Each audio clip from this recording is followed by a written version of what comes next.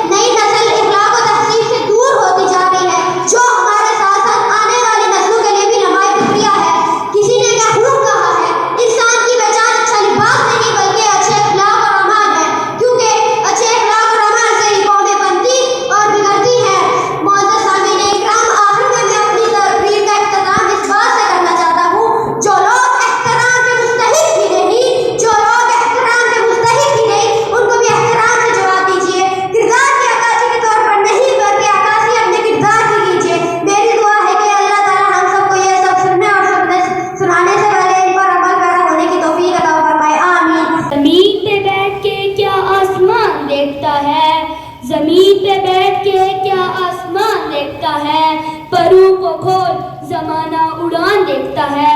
جناب صدر، محترم اساتذہ کرام اور میرے عزیز مکتب ساتھیوں، السلام علیکم۔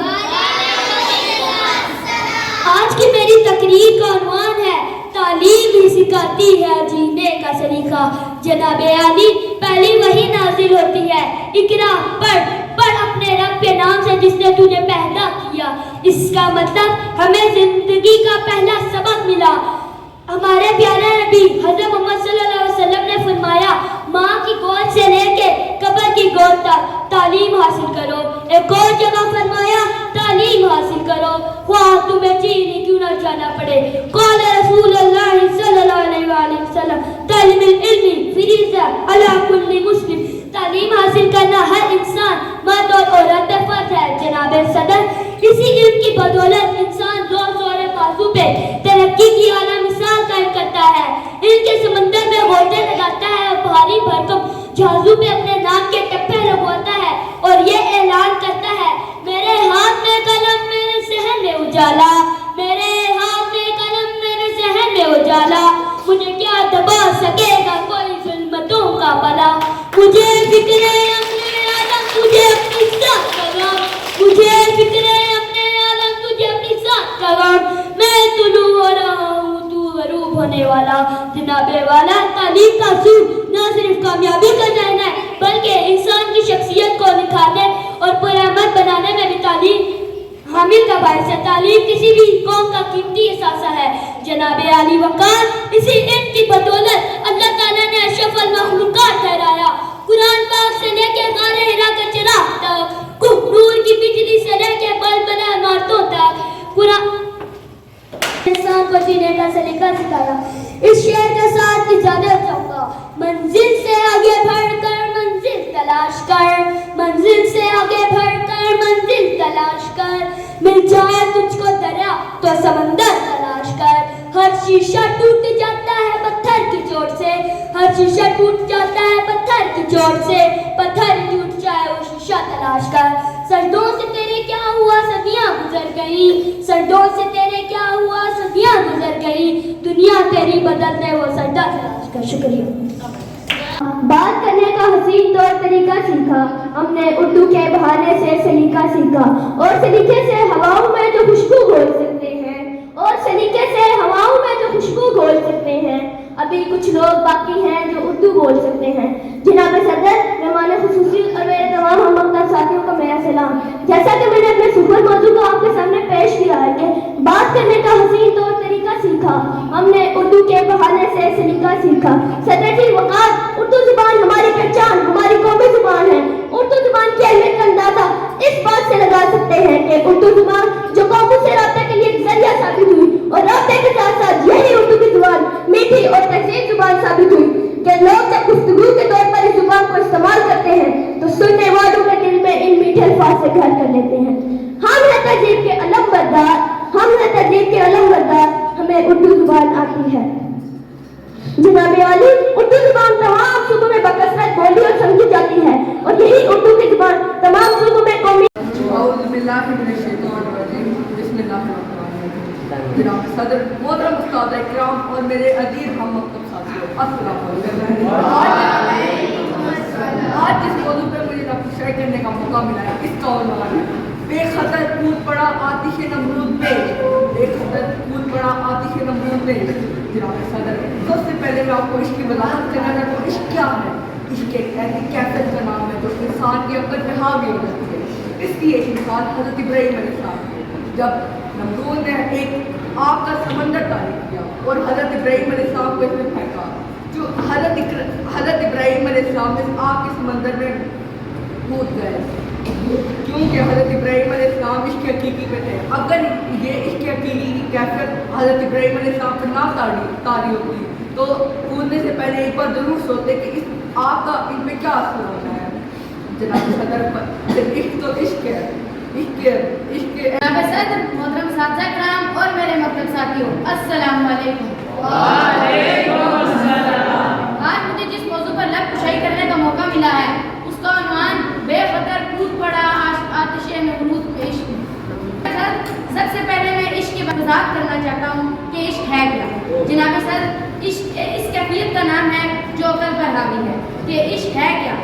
اس کی مثال ایک حضرت ابراہیم علیہ السلام کی ہے کہ جب غرور ایک آگ کے نمرود حضرت ابراہیم علیہ السلام کو اس آگ میں پھینکا گیا تو حضرت ابراہیم علیہ السلام کو جو عشق میں حقیقی مثال تھی، جو اس کی آگ کے سمندر کو پڑے اور عشق پر یہ کیفیت نہ ہوتی تو ایک دفعہ ضرور سوچتے کہ آگ پر ان کا کیا اثر ہوتا ہے، لیکن عشق پر عشق ہوتا ہے۔ لیکن جب عشق عقل پر حاوی ہو تو عقل کہاں کام کرتی ہے۔ حضرت ابراہیم علیہ السلام کا عشق سچا تھا اور وہ حق پر تھے، وہ بولے شروع آئینے جوان محترم ساتھ اکرام اور میرے ہم مکتب ساتھیوں، السلام علیکم۔ آج مجھے اس موضوع پر لب کشائی کرنے کا موقع ملا، اس کا عنوان ہے بے خطر کود پڑا آتش نمرود میں عشق۔ جناب صدر، سب سے پہلے میں عشق کے بارے میں کچھ وضاحت کرنا چاہوں گا کہ عشق ہے کیا۔ عشق اس کیفیت کا نام ہے جو عقل پر حاوی ہوتی ہے۔ یہ مثال حضرت ابراہیم علیہ السلام کی ہے، جب نمرود نے ایک آگ کا سمندر تیار کیا اور اس میں حضرت ابراہیم علیہ السلام کو پھینکا گیا۔ جب علیہ السلام عشق حقیقی میں مبتلا تھے وہ خود اس آگ کے سمندر میں کود پڑے۔ اگر ابراہیم علیہ السلام عشق حقیقی میں مبتلا نہ ہوتے تو ایک بار ضرور سوچتے کہ اس آگ کا اثر ان پہ کیا ہو سکتا ہے، لیکن جناب صدر، عشق تو پھر عشق ہوتا ہے۔ حضرت ابراہیم علیہ السلام کا عشق سچا تھا اور وہ حق پر تھے۔ آئینے جواں مردہ حق گوئی و بے باقی، آئینے جواں مردہ حق گوئی و بے باقی، اللہ کے شعروں کو آتی نہیں۔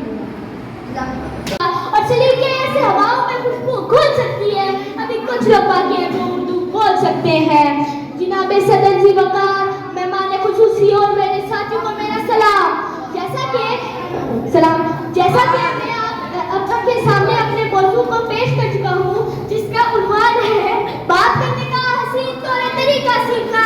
हमने उर्दू जुबान के बहाने सलीका सीखा और सलीके से हवाओं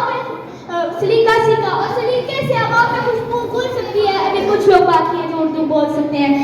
सदर वकार, उर्दू जुबान हमारी पहचान, हमारी कौमी जुबान है। उर्दू जुबान की अहमियत का अंदाजा हम इस बात से लगा सकते हैं कि जो कौमों के लिए राब्ता करने का एक वाहिद जरिया साबित हुई। राब्ते के साथ साथ उर्दू जुबान के अल्फाज मीठे और तहजीबदार हैं कि जब लोगों ने इस जुबान को गुफ्तगू के तौर पर इस्तेमाल करना शुरू किया तो इनके अल्फाज तो सुनने वालों के दिलों में इनके मीठे अल्फाज घर कर लेते। ऐसे हवाओं में जो खुशबू होते हैं, अभी कुछ लोग बाकी उर्दू बोल सकते हैं।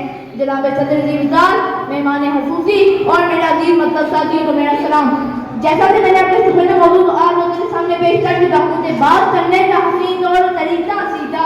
हमने उर्दू के बहाने से सलीका सीखा। सदर ज़िम्मेदार, उर्दू जुबान हमारी पहचान, हमारी कौमी जुबान है।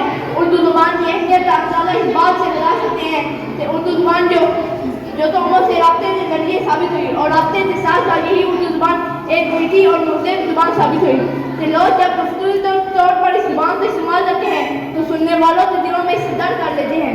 हम हैं तहजीब के अलंबरदार, हम हैं तहजीब के अलंबरदार, हमें उर्दू ज़बान आती है। जनाब यारी, उर्दू ज़बान का बात करने का हसीन और तरीका सीखा। हमने उर्दू के बहाने से सलीका सीखा और सलीके से हवाओं में जो खुशबू बोल सकते हैं अभी कुछ लोग बाकी हैं जो उर्दू बोल सकते हैं। जनाब सदर जी वकार, मेहमान खुसूसी और मेरे अजीज मदद साथियों को मेरा सलाम। जैसा कि मैंने अपने सफर मौजू को आपके सामने पेश कर रहा हूँ, बात करने का हसीन तौर तरीका सीखा, बात करने का हसीन तौर तरीका सीखा। हमने उर्दू के बहाने से सलीका सीखा। सदर जी वकार, उर्दू जुबान हमारी पहचान, हमारी कौमी जुबान और उर्दू जुबान की अहमियत के अंदाजे से इस बात से पता लगा सकते हैं कि उर्दू जुबान जो कौम से राबिता करने के एक जरिया साबित हुआ है और राबिते के साथ साथ यही उर्दू जुबान कीमती और महत्व साबित होती है। और जैसा कि गुफ्तगू के तौर पर इस जुबान को सलीका सीखा, हमने उर्दू के बहाने से सलीका सीखा और सलीके से जो हवाओं में खुशबू बोल सकते हैं। अभी भी कुछ लोग बाकी हैं जो उर्दू बोल सकते हैं।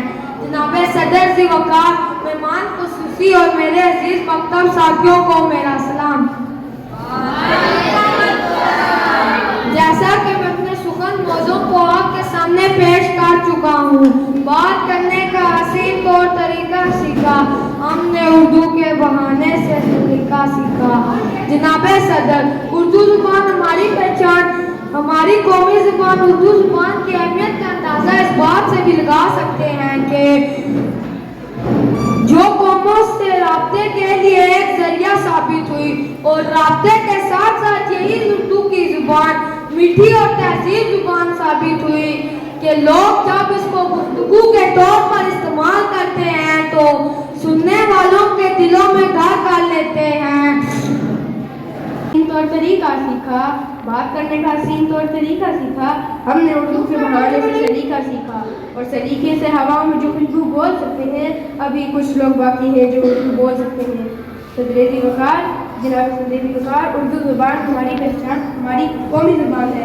उर्दू जुबान का इस बात से लगाया जा सकता है कि उर्दू जुबान जो कौमों से राब्ते और सलीके से हवाओं में जो खुशबू बोल सकते हैं। अभी कुछ लोग बाकी हैं जो उर्दू बोल सकते हैं। जनाब सदर जी वकार, मेहमान खसूसी और मेरे अजीज मकतब साथियों, अस्सलाम वालेकुम। के बात करने का हसीन तौर तरीका सीखा और हमने उर्दू के बहाने से सलीका सीखा। सदर जी वकार, उर्दू जबान हमारी पहचान, हमारी कौमी जबान, उर्दू जबान की अहमियत का अंदाजा हम इस बात से लगा सकते हैं कि उर्दू जबान जो कौमों से राब्ते का जरिया है और राब्ते के साथ साथ यही उर्दू जबान एक यकजहती और मीठी जबान साबित हुई कि लोग जब गुफ्तगू के तौर पर इस जबान को मानो इन सब बातों को नक्शे कदम पत्थर पे बना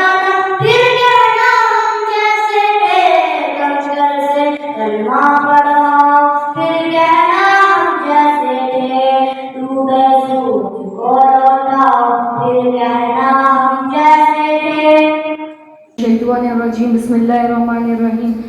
بات کرنے کا حسین طور طریقہ سیکھا, بات کرنے کا حسین طور طریقہ سیکھا, ہم نے اردو کے بہانے سے سلیقہ سیکھا, اور سلیقے سے ہواؤں میں خوشبو گول سکتے ہیں. ابھی کچھ لوگ باقی ہیں جو اردو بول سکتے ہیں. جناب صدر ذوقار مہمان خصوصی اور میرے عزیز ہم مکتب ساتھیوں کو میرا سلام.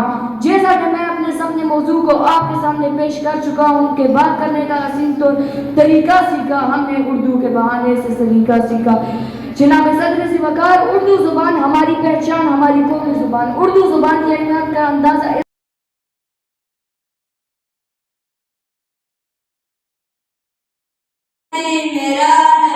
میرا نبی ہے, وہ میرا نبی, میرا نبی, میرا نبی ہے. ہاں میرا نبی ہے, وہ میرا نبی ہے. وہ جس کے لیے محفل کونین سجی ہے, پھر دوست بری کس کے وسیلے سے بنی ہے. وہ ہاشمی, وہ ہاشمی مکی مدنی العربی ہے. وہ میرا نبی, میرا نبی, میرا نبی ہے. وہ میرا نبی, میرا نبی, میرا نبی ہے. ہاں ہاں میرا نبی ہے, وہ میرا نبی. محفل کونین سجی ہے, پھر